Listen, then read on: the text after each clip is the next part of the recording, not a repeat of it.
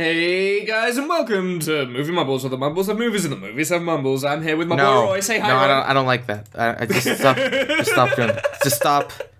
Stop making that a thing. You're just don't make that. Every time, I told you. I mean, you didn't do it last time, technically. Well, no, because you did the intro last time. Like, yes, yeah. You know how this works. Like, whenever I pick a movie, I do the intro. But can you just not do that? Can you not just...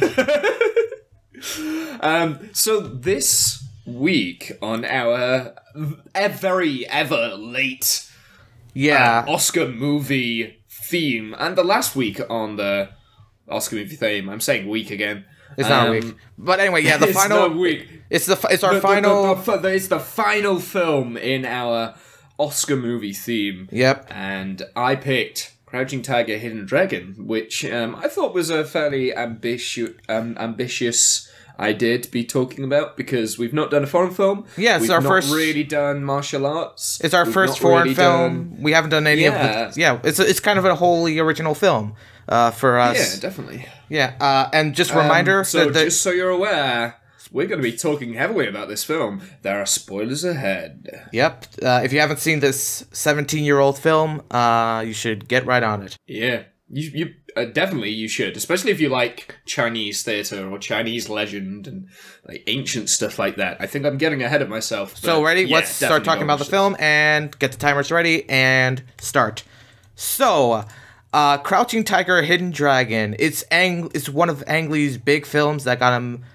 As a lot of people probably know Ang Lee's name now, but this is probably his introduction to the United States, because this was a big film in the United States and probably up most of the Western regions. And after this film, he became big with films like Hulk, which isn't a good movie. But he also made like Brokeback Mountain, Life of Pi. Those were other like popular films. So this film really set the door for like his international success. But he was actually, I'm pretty sure he was like, before he was a Chinese director who also was big in China. But this film really made him a big hit, and it's definitely, you can definitely see why. It's a really, really great, like, it's called wuxia. I forgot. I don't know if I'm saying the name right, but it's like this form of Chinese martial arts film where it's like it uses similar techniques of like, I forgot, wire fu kind of, and it's all like they're floaty, kind of actiony, kind of early Chinese setting and all this stuff, and it really helped popularize that genre in the United States, and in general. It's a really popular big film, and besides the international influence, it is a really kick-ass movie. Hello? What? Can you hear me? Roy? Oh no, not this again. We've only just started recording, god damn it. Can you hear me? Yeah. Okay. Alright, going back to, pretty much the whole film is about, I was talking about like wuxia and all that stuff. I don't know how to properly pronounce it. Anyway, the whole film is basically about this woman. Her name is Jen Yu. Again, apologies in advance for mispronunciations of Chinese names, because we are both not fluent in Chinese. Yeah. Well, I think we can say, like, yeah, no, I'm just saying we're gonna probably butcher them. We're probably gonna butcher them. I'm definitely gonna butcher them. I'm actually decided, hey, you know what? Why not? So okay. So anyway, so the film is basically about this young empress daughter who is getting arranged to get married, but she doesn't want that. She wants to live a free life. She's met this like rebellious like bandit, and who she's fallen for, and to kind of get with him, she's decided to grab this ancient sword, this jade. I forgot what the name was. It was like Green Destiny or something like that. Yeah, the Green Destiny, Jade. Jade. What's her name? Was Jade Fox. Jade Fox. Jade Fox. Yeah, it's like the villain. But although in a minute, I do want to talk about that, because Jade is very interesting, and the color green is incredibly interesting to do with this film. I noticed a few things, but carrying on. Yeah, so the sword is actually owned by this guy, Lu Pu Bei. Okay, I'm going to butcher that, but he's played by Chan Yan Fat, who plays him. He's like this, he's kind of a retired swordsman, very big legendary warrior who wants to kind of retire because he hasn't seen enlightenment yet. But of course, all the shenanigans, Jen Yu steals the sword, and he's like, okay, I gotta get back into this game. There's also kind of the female protagonist is also like kind of a love interest to Chow Yun-fat's character, but is also like an awesome warrior in and of herself. She has a friendship with Chen Yu, but there's also conflict. And she's played by Michelle Yeoh, who also, like, I for the first, like, 5 minutes, I was like, I recognize her, and then it twigged in my head, Tomorrow Never Dies. She was the Chinese love interest to James Bond in Tomorrow Never Dies. Just a little bit of side information there. She actually, what is interesting about her as an actress, she didn't actually know Cantonese, or Mandarin, sorry. She didn't actually know Mandarin. And for the film, she learnt Mandarin phonetically for the film. Wow. And the Chinese audience didn't even notice. Wow, that's incredible. That's actually pretty cool. These films are actually, this movie is based on, like, the fourth book of, like, this novel, which, I mean, in hindsight, you kind of get, like, it's part of the Crane Iron pentology.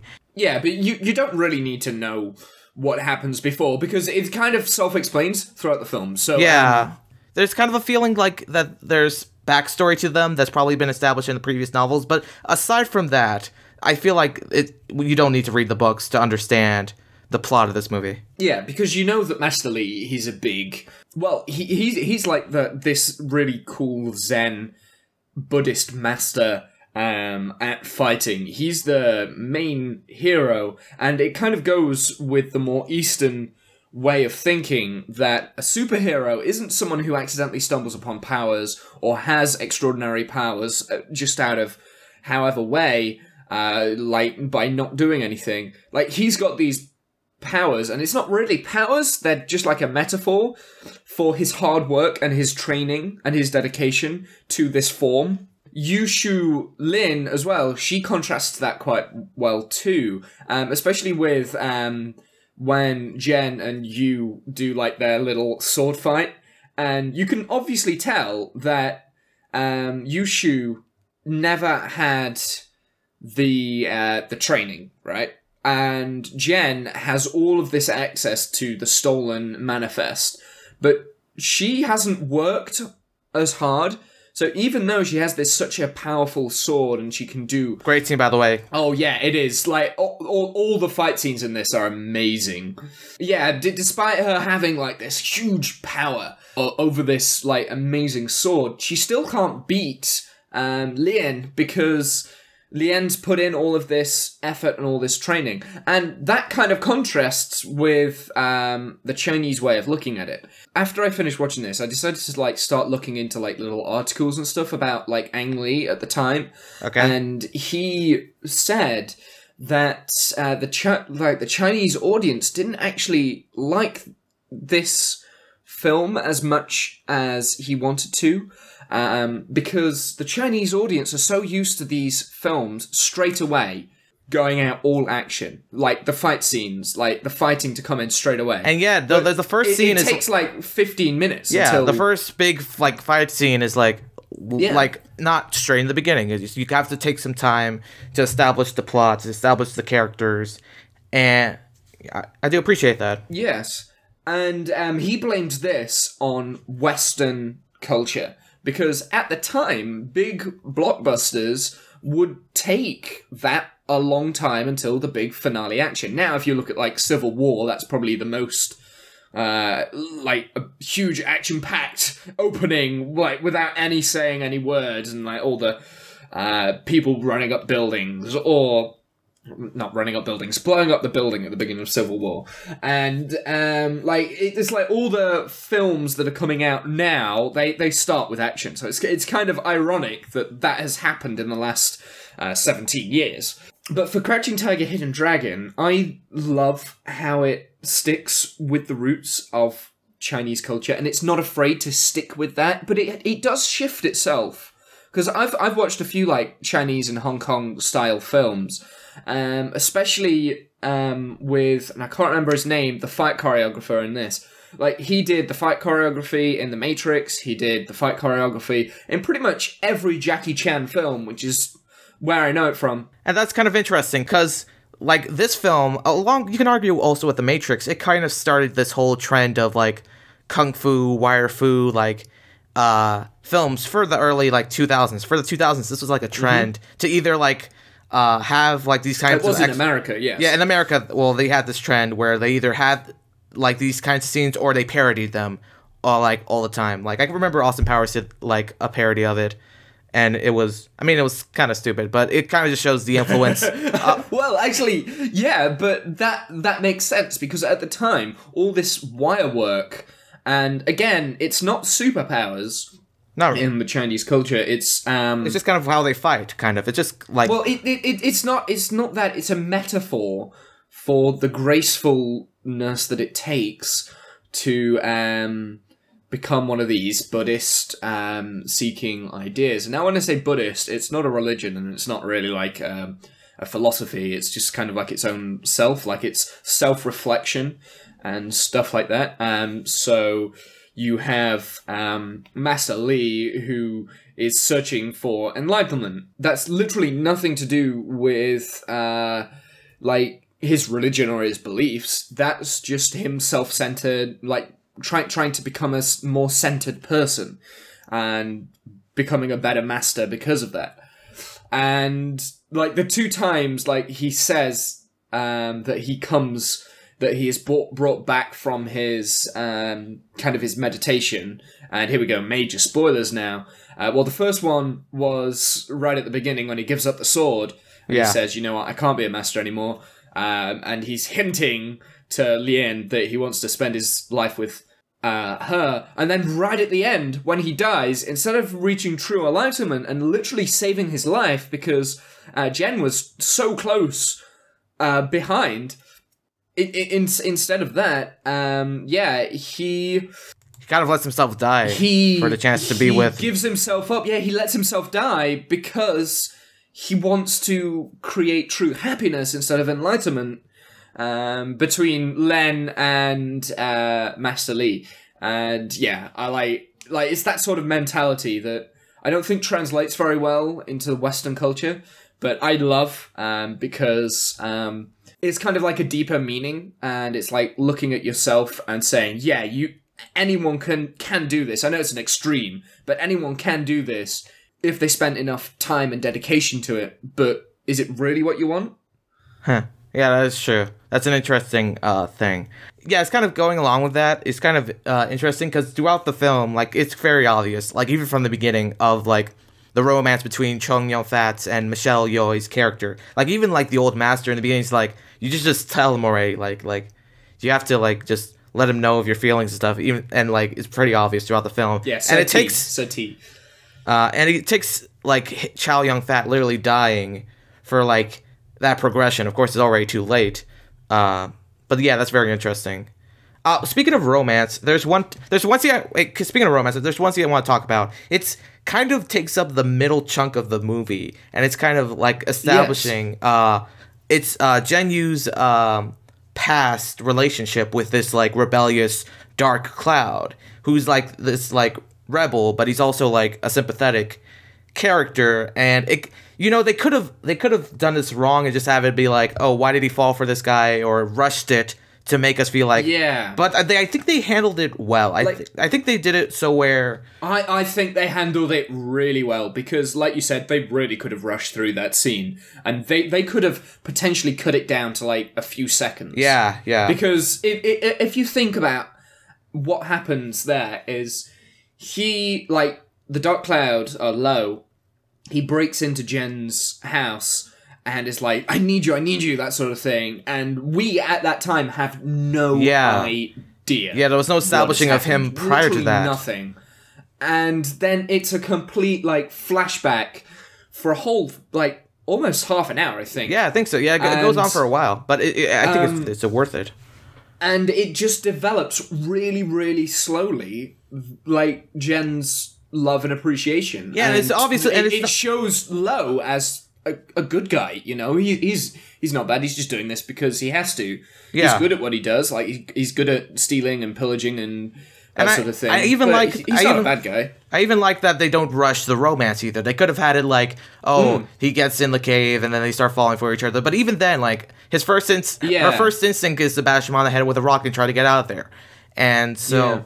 I like it. They take its time. I want to kind of touch on that a little bit because it's not just that time as well, but that really shows how to make a female protagonist work, because all they've done there is made it real and realistic. Yeah. So, like Jen, at the time, she is the protagonist in that little story, in that sequence. You're rooting for Jen. Like, you start off not really liking the Dark Cloud, maybe. He seems cheeky and cocky.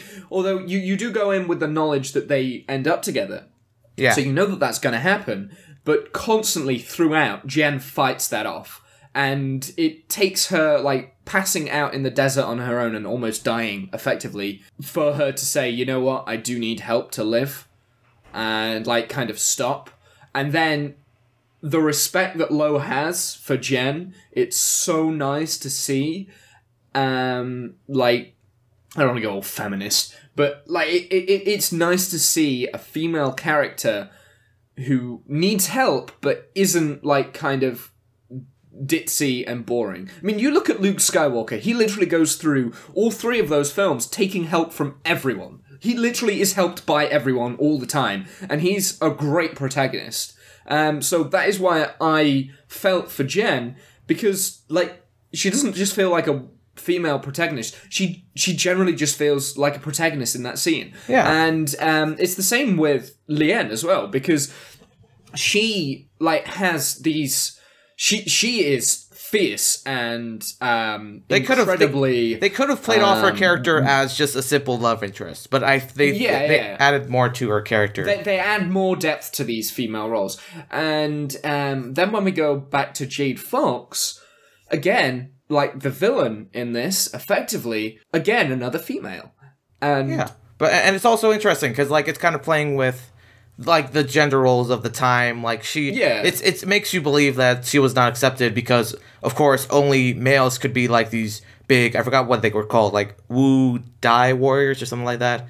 And they didn't. I can't. We're done. Anyway, Wudan warriors, and she didn't get accepted because of that. And apparently, she might have slept with like the master, who she ends up killing prior to that. And so there is apparently like there is a backstory to her, so you get to understand where she comes from, and also, but still, kind of like she's also still a corrupter of Gen Yu, and like even though she's actually pretty terrible at like really interesting, like. I want to go back to the green. I've forgotten the sword's name. I knew it was Green Destiny. Green Destiny.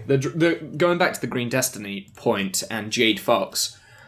Did you notice that Jade is a really dark shade of green? I kind of know. That's got to be on purpose. I kind of noticed that. Well, so what do you think about that color motif? So well, I think because the whole thing is it revolves around this sword. The sword is stolen. It is like the balance between not good and evil, but it is like the balance between the life and soul of of one of these fighters. So you can go from 2 different extremes. So you've got Master Li, and I don't know, my Mandanese isn't exactly brilliant. I imagine that maybe that name probably might translate as something to do with green. Maybe. Master Li, who is on the lighter side of the green, and then Jade Fox, who is obviously on the dark side. That's my theory. I don't know if that works, but I know that there's something in Chinese mythology about the color green and how it is a balancing color, because there's so many shades of green. It's like a weird color to have. I'm sure there's like a life thing to do with green, or whatever. So I was just particularly really interested by that, and I think it's one of those things that unless you're familiar with like Chinese culture, you're not gonna understand. Like in a way, that's actually a bad thing, especially for American and UK audiences or Western audiences. But again, I don't think there's any like even with all these like Chinese references and themes, I don't feel like it does. I don't feel like it clashes too hard, so that American audience can still understand the basic gist. I think that it's important, but I wouldn't say it speaks for itself mostly. Okay, yeah. So like you can watch the film, you don't need to know too much about it. You need an understanding about Chinese culture, but then you need an understanding about any genre of film, right? Right. So you need, like, say, the Hunger Games. You need an understanding that it's not actually historical; it's fantasy kind of thing. Well, yeah, that's that sort of thing. Yeah. So I guess like you're gonna need that.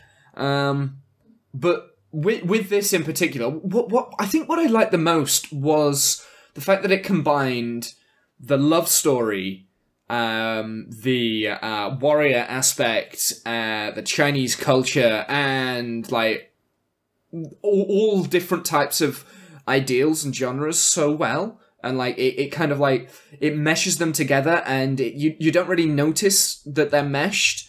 And over time, it kind of like, for me, it just kind of works. Yeah. And I do think it has a great story. It has great characters. And, of course, this is a Hong Kong action film, and it's a... I don't think it's actually Hong Kong. Well, okay, it's Chinese. I'm sorry, but yeah, I think it's just Chinese. But let's talk a bit about the action scenes, because of course that's one of the big points of the film that makes it really interesting. And the action, while it's not the biggest, not always the biggest focus of the film, it's still a part of the film, and it's done really well. If I were to give highlights of the action, there's a lot of great action scenes in this film. I think it's the fight between Jen and Lien at the end, and also the fight between Chow Yun-fat's character and Jen's in the treetops. Both of those are kind of big, especially the treetop battle is kind of an iconic scene of just them like kind of walking on the branches and all that stuff and fighting through the trees tops, and it's such a great use of wire fu as they kind of float and glide around these branches and treetops battling. But I think even more so, I like the Yen and Jen's battle, because it's just like it's like her almighty sword versus like Shan's like Lien's like talent and like skills in martial arts. So even though the sword keeps on breaking the weapons that Shan like uses and stuff, she kind of relies on all the weapons that's in her like general area. She's still on the offensive. During the fight, she's always offensive, and Jen with her big sword is just kind of defending the shots. And she ends up and Lien's character ends up using that to the advantage at the very end, where she knows that the sword's going to break, but she ends up using it to have the sword break, but just in the way so that she still has the dagger, the cut sword pointed at her neck. So she kind of uses the skill that she knows and has learned to kind of like to get battle the upper hand. Yeah, against because, the inexperienced Jen. The whole thing about it was that Master Li kept saying that Jen was untrained and she has potential, that sort of thing, right? Like she's got good form, that sort of thing. But Lien, who never learned all of these moves and the idea, she doesn't have that, but she's had so much a life's work of training and hard work and dedication that she can keep up. And if not, I think that she does beat Jen. Yeah, she does. And she does. The only reason why Lien gets the wound at the end is because she has pity on Jen and lets Jen go. Yeah, which actually goes against, as far as I'm aware, goes against Chinese ideals, because the whole point of these sort of films is justice. So usually when someone is wronged, they get they have this justice forced upon them, and I felt that it was going that way all the way through that fight scene until right at the end, and it's similar all the way through this film, in the other fight scenes with Jade Fox and the police inspector. The police inspector deserves the justice. He should get the kill, but he doesn't. And Jen survives. Yeah, even at the very and she runs away. Even at the end, so on and so forth. Even at the end, when Jade Fox dies, it's still at the cost of Lee, like Zhao Yun Fat's character, also dies, even though in the sense he should be the one on the right. Master Lee. So, like, all of that, like, it keeps progressing and progressing and progressing, and there still isn't any justice. And that leads me into the ending, and here we go. Here's the big spoiler. So, what do you think? Do you think that Jen dies at the end, or do you think that she lives? That's kind of interesting, because it's kind of how you interpret it. So for those of you who are confused, at the very end, it's kind of explained prior to that scene that when you get to up this very high mountain and you jump off, like, a wish comes true, and instead of dying, you're supposedly float on forever, which is what the myth is. And so at the very end, Jen's character does exactly that. She feels she's been wronged of all the things she's done.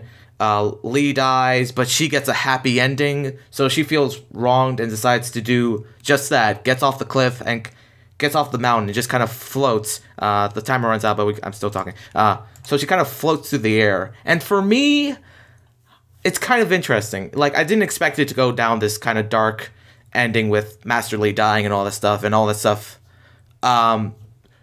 I think, I don't know, it's kind of tough, because I think it's kind of playing off as she's floating forever. So I don't think she lives, but I think she kind of, like the guy in the legend, kind of floats on forever, and the wishes come true. For me, the answer to this comes in the camera angles. So, like, at the end of that scene, it starts off with her just about to jump, and the camera is looking down on her, and it's almost as though she's at the top of, like, the game. She is a god, and then as she jumps, the camera angle changes, and then it becomes a bird's eye view as she keeps falling.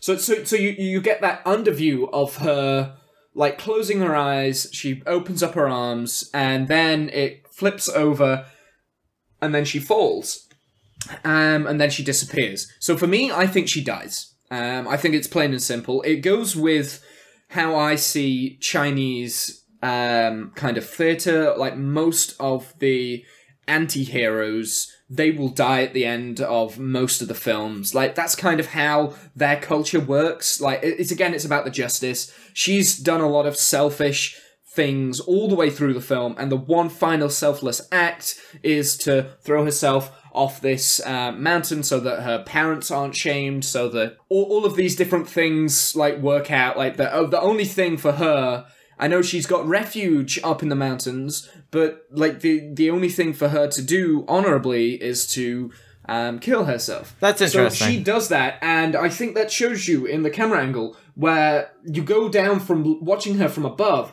and then it switches over, and then you're watching... No, yeah, you start from below, and then you switch over, and then you start from above. It's like she's fallen from the height, and then she finally sinks back down to the I think with the man. Clouds, though, I think the fact that the clouds conceal her body... I mean, obviously we're not going to see her fall and hit the ground and all that stuff.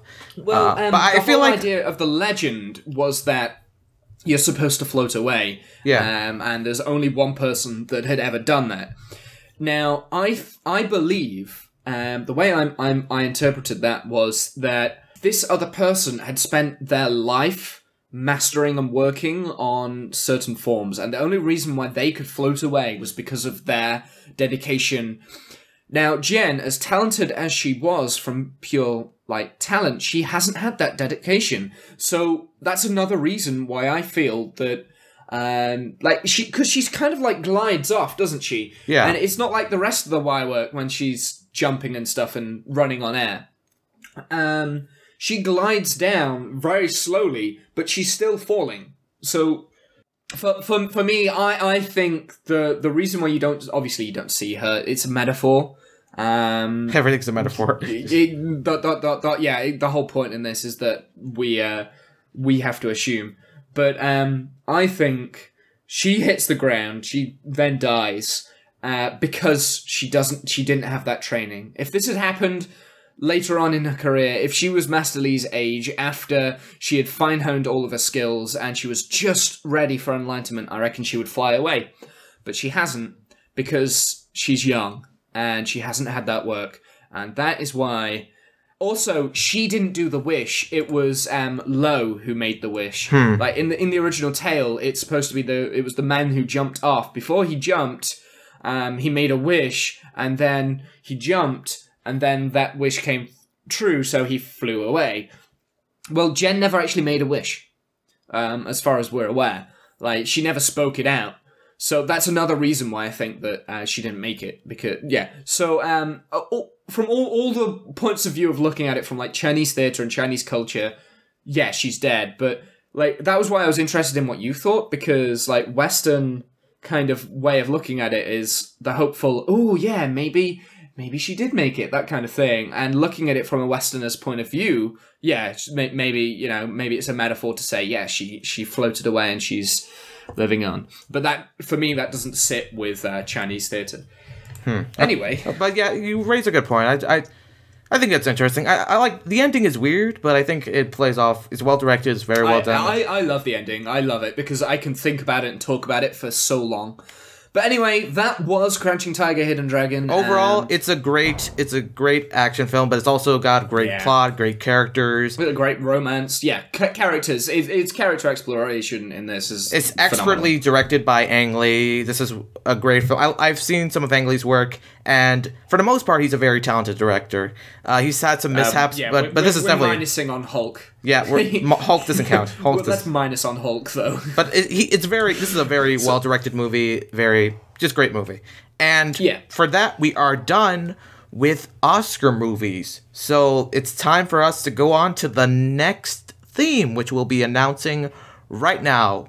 So, the Oscars, Womble specifically thought that La La Land was going to win Best Picture, which it technically did, but it for like 5 minutes, and then it didn't win, and Moonlight won. But La La Land was an acclaimed Oscar-winning musical.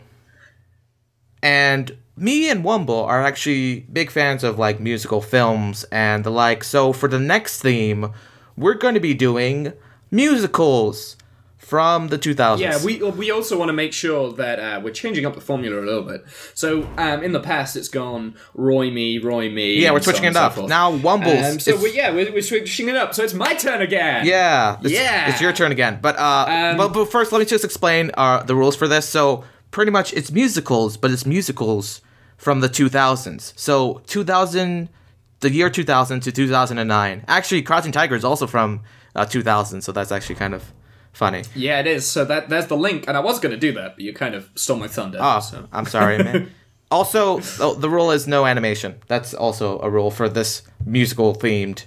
Yeah, I think we wanted to condense the theme right down, just so that we can come back to musicals later on. Yeah, because there's so many films. Like, just to do one kind of season, I guess, semi-session on this theme, it's kind of a little bit of a... We're using up the whole musical genre way too quickly. So we've gone really specific, 2000 to 2009, no animation, because we can come back to animation at another point. We've already done... Yeah, we've done animation. Yeah, we did animation. Yeah, okay, of course we did. We've already done animation anyway, so that's a recent thing. So this is... What, is this our third This is our third theme. Or is this our fourth? This is our third theme. No, it's our third. Okay. Yeah. So, as we mentioned, without further ado... It's your turn, man. You. It's my turn again. Now, we've had a selection of incredible movies so far on this, and you know what? I thought it was time for a change. I thought we have hit the best action films. We have hit some of the most emotional animation. We have strived through and far between. I'm not liking the sound of cultures, and I have decided to go to the root of American culture. Okay. The root, the actual pinnacle moment in drama and film, and also in television, and I am going with the 2006 blockbuster hit High School Musical. I know it. God, I knew you were gonna do that. I just knew you. I knew you were gonna. God damn. You know, honestly, that was also one of, I was considering doing that one too, but I didn't know. Okay, so yep. I'm trolling you. Honestly, I thought, fuck it, let's do High School Musical first. I'm not even surprised, really. I'm not really. Okay. This is gonna be amazing. Have you seen High School Musical? I'm just curious. I have not seen it. I have seen it. Because this came out when I was a teenager. I was how old am I? So I was 15 when this came out. Okay. And I was like around. I avoided it with a passion. Let's just put it that way. Yeah, let's just say High School Musical was fucking big in the late 70s. Like, I was at a younger age when this happened, but every girl was like talking about how amazing the films were. And as a boy, I hated what girls like. So and so it's going to be interesting. So now is your time to watch High School Musical. You really shouldn't, but for some reason, if you want to be... I wasn't sure if we could count it, because it technically was never... It's a direct-to-video, but release. It was direct-to-video. It went straight to the Disney Channel. It wasn't until High School Musical 3 when they actually released it on the big screen. The movie theatrical. Why do I know that? Hey. But anyway, so this is your chance to go and watch High School Musical. We'll be back in a couple of weeks, whenever, with our new season, I guess. Is it a season? Are we counting the different themes as seasons? No, I think... No, I'm keeping everything as one season for now until we break off for now. Okay, that's fine. Yep, so that's our next theme. Anyway, if you've liked this... You can click here, right here, and subscribe. And Roy's going to put a little subscriber link, but not with annotations, because they've gone now. Oh, yeah, they're gone. I mean, I don't really care about it. Okay. I never really use annotations anyway. Yeah, no, I prefer actually the end card feature, to be honest. Like, I actually think that's a better thing for... Anyway, distraction. Fuck you, Womble. See you guys next time. See ya.